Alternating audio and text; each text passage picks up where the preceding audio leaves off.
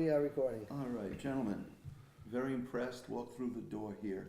It's such a legendary location, historic location, and this just has to be one of the thrills of a lifetime to be opening up Maria's Cucina here. Let's start first and foremost with the name, Maria's Cucina. It seems like a perfect fit for this gorgeous, gorgeous mansion. Talk to me. So Maria's Cucina, Chris and I, going back and forth, trying to figure out and coming up with a bunch of different names, but one of the names was Maria's Cucina. And we kept coming back to it and coming back to it. Maria Costantino is my mom, and we decided that we were going to name the restaurant after her and in her memory. And so, we talked about it, and, here we are. And it's a creation. It's a creation of a long and winding road, but we're finally here. And we're really excited about this new business that we're beginning. With your mom, and always you grew up, she raised 7 sons. There was hospitality, there was love, there was food, there was all of these things. There was good conversation around a dinner table, I'm assuming, for all the years. Yeah, yes. So us growing up, she had a strong faith. She had love for her family, love for her friends, love for food, and she had a deep respect for elders. And so every Sunday, we would have dinner at the house, and it would be feeding at least 50 people. And Chris was part of that, as a child. And we would feed 50 people, and there would always be conversations revolving all the issues or all those things that you just brought up, right? Love for family, friends, faith, and it was wonderful. For elders. And respect for elders. Chris, I told you before that, and again, no one's hearing me when you see the piece, because that's what takes up time. I want to give the time to you. I get enough voice and face time. But the deal is, I've told you many times, I think you're a born restaurateur. You are a born front-of-the-house guy. That's been proven over and over again to me. This has to be so gratifying to you to be in this environment, what you've done here. I mean, you've totally complemented this incredible property. Not just threw some tables, some card tables in here, and now we're gonna make it cafeteria style. They just want the good food. Tell me, is this a shared vision? But It is. It's a collaboration. We looked at many things, and many things fell through at the last minute. Gregory didn't like them. I didn't think they'd work. This was actually just dropped in our lap. It was almost like Mary said, here's a gift. And that's just how it came together. And that's why I think the name kind of just smoothly ran into what this has become. My father was in the restaurant business growing up, and he still, at almost 82, laughs about, do you have a job for me to be a busboy, or can I wash some dishes? We both work very hard. We both worked very hard in our lives. And we just feel as though, as you can see when you pan around the restaurant, that in a day and a half it just came together. this beautiful, great answers, guys. This building is historic. And tell me about the building, touch on the murals. I mean, everywhere you look here is just stunning. It boggles my mind to when you talk about the Federal Hill neighborhood and so many neighborhoods with rich history throughout the state, where you drive by these homes and you have no idea when they were in their glory. And I look at this building, tell me about the history of it, when it was built, touch on the murals, because it's all here. The work you can't even replicate anymore, the fixtures, the finishings, pretty incredible. So this building was built, actually there's two buildings. One across the street was built in the 1850s. And the fellow's name came from Boston, it was Troop. And he was a dry goods wholesaler. And he moved his operations to Providence. And in 1897, he decided that he wanted to build a property for his daughter. So he built this for his daughter. And she kept it until the early 1900s. At that time, they donated the property to the Sisters of Mercy. And they let them, not donate it, but I'm sorry, they were allowed to use the property. And then the property was sold off 3 or 4 different times after that. And the interesting story here is that when Chris and I, looked at the building, they had this wallpaper on the walls, and we didn't like it, to be honest with you. So we made a decision, Not that we didn't like it, it just didn't fit what we had for a vision. I think that's okay. the more politically We gotta correct thing. we have to be politically correct. So, we started, and, one of the first decisions was to remove the wallpaper. And so we had iron scrapers, and we're taking the wallpaper off. And then all of a sudden, So the gentleman that was taking the wallpaper off got down to the paste, and it needed to be wet. So they had the pump sprayers, and they're spraying away at the paste. And Gregory said, "Oh my God!" And I said, "What?" And he said, "Look at the wall." So I think we looked at that first wall, and we saw a beautiful backing of a fresco. And he looked at me and he said, "Can we strike gold twice?" And I said, "I don't know." So they started with the scrapers. Hold the phone. Let me go buy some rubber scrapers, and this is what we unearthed. That's really amazing. Now, you've got this beautiful property. We've got the name on the sign. It's welcoming, it says what it is. So the fact of the matter is, and then you have obtained a chef with great cachet, direct from Napoli, born in Italy, and well-known here in the state of Rhode Island.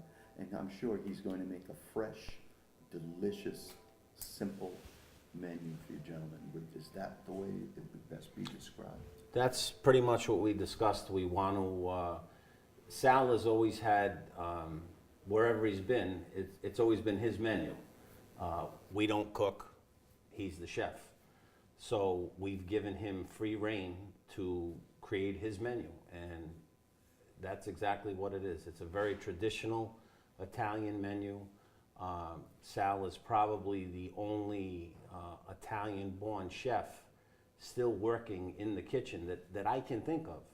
We had 5 or 6 through the years that were fabulous and always in fabulous restaurants, and I think they've since retired, and I think we're lucky enough to probably have the only one that's still active and that can still cook. And he's got great name recognition, and that's what we're hoping for. What are your opening hours? You're gonna hit the ground running next Friday. This a lunch and dinner restaurant? Are you open 7 days? What is going to happen here? We're planning on, the gentleman that were here before us closed on Monday, so that's pretty much what people are used to. So we're gonna close Monday, we're gonna do lunch Tuesday, Wednesday, Thursday, Friday, and Saturday from 11:30 to 3. The restaurant will stay open. Dinner will start at 4:30 and run right through till about 10 o'clock, and then Sunday hours will be from 2 to 8. And just putting together that simple, fresh, authentic Italian menu, his luncheon specials are legendary, Yeah, but they you'll are. feel like you are. The trip to Italy without all the pesky luggage as well. And, Absolutely. Yeah. Absolutely. And that'll be very special. I just think that it's the perfect fit. There have been many restaurants here, and that's here nor there now. This is now. But this is the perfect, this historic building, home of a historic organization, the Italo-American Club. Yeah. And, it's a club, and I think it's the way it's going to feel is when your guests come in here, they're going to be treated like they're just an extension of your family. That's An extension of the Italo-American Club, if you Yeah. will. so we're going back, as we said, we're going back to Sunday dinner. So as our guests come in, we're going to serve them Sunday dinner, right? We're going back to Almy Street where those dinners were served every Sunday. And we're going to bring it back to the neighborhood and the people of the city. And so for us, it's coming back home. We're going back to Almy Street where all this took place. And so it's a wonderful feeling. So I'm envisioning, it's a beautiful restaurant, but I'm envisioning a vibrant atmosphere. Obviously, with these high ceilings, there's going to be a lot of noise, a lot of activity, and what you hope is a lot of laughter, a lot of conversations. And there are many, it's a romantic restaurant. You know, It obviously. has a lot of nice vibe At to it. night, when the lights go down, it's just a beautiful, it's a gorgeous restaurant. It's got everything, you know, so I think that I wish you guys nothing but the best. If Armand's got something he wants to ask, he will do that right now. What I wanted you to know, for me, for my purposes, because we covered the history, we covered Sal, we covered the food, we covered the family building up to this. Yeah, please do, and it'll be put in at a different time. Okay. So in addition to Chef Salvatore, who most people know, tell me about your nighttime chef. So our nighttime chef is a gentleman by the name of Robert Ferranti. I've known Rob probably for 25 years. I remember him from the Florentine Grill. I know that he's worked at the Alpine. He's done his time around. Most recently, I worked with him at Pane Vino. So he's certainly been in all great restaurants. He's a very hard-working, dedicated young guy who seems to have a good command of what Sal does. And that's, I think, the fit that Gregory and I like so much about him, that he was such a hard worker and willing to almost adapt to traditional Italian cooking as opposed to, what he's been used to over the years. Well, that's great. He'll be a wonderful complementing part.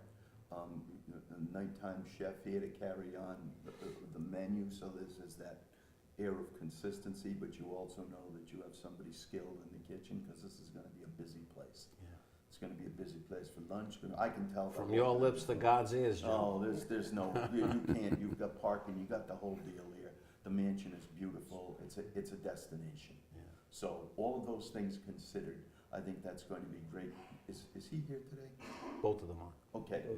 Yeah. Joe, one thing. Yes, and let's do it this way. It's trattoria style food with No, a yeah, that's what I'm beautiful, saying. a If the few. prices, I mean, Right.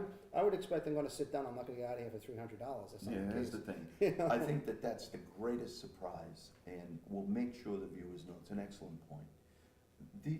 When you look at these surroundings, you feel that it's hardly casual, it's beautiful. But yet, the greatest thing about it is you get wonderful ambiance. Because when the conversation comes and the people and the cast of characters that are going to come in. Right. No, I mean from the who's who of the political world. We're friends with to you. doctors, lawyers, and Indian Well, this chiefs. is when people see you, I don't need to see where you were from, it's it. But my point is, it's true, your menu is a very value-oriented, fresh menu, and you'd be amazed. So people go online and say, don't be fooled by the white tablecloths and the beautiful glassware, because you're still here to offer a fair Value. price and value.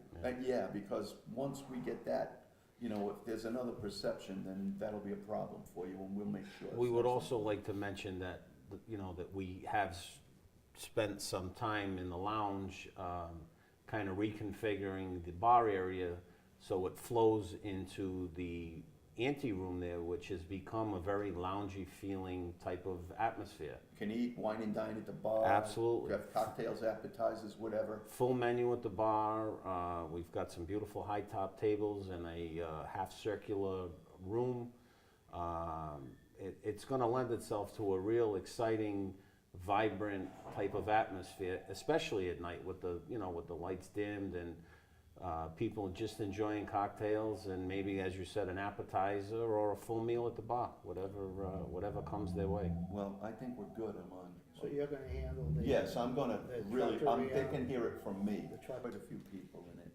On behalf of, and now you're talking about on behalf of Maria's Cucina. Is there anything you want them to know, or you want to invite them to visit? Well, I would like to say in the short time that we've actually put this together, Gregory and I have only had 3 fights. One being over reading glasses, one being over pens, and I don't. We made a friendly bet about something in the restaurant. I gave him 6 months and said it'll fall apart. So we'll see what happens. Yeah, but at least you agreed on the wallpaper, like any We good did. couple. We did. We just, to your audience, which is very vast, we'd like an opportunity to have you come in and dine at our restaurant, and come and see what we offer, and make you part of our family. And between the both of us, we have 70 years of experience under our belts. And so Chris always was in the front of the house. I was always in the back of the house. And so we want people to come and visit. We want them to look at these beautiful frescoes that are on the wall and come in for the experience. And we will always value driven. We've always operated on the premise that we have to be value driven. So when you come in here, you feel like you're walking out, had a great meal, a great time, and you're not spending a lot of money. Excellent, excellent, guys. I'm all set.